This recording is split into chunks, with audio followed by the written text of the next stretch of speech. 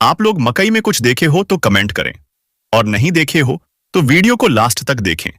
पहले तो हम मकई को एक दाना स्लाइड पर रख देंगे, फिर माइक्रोस्कोप को अच्छी तरह सेट कर लेंगे।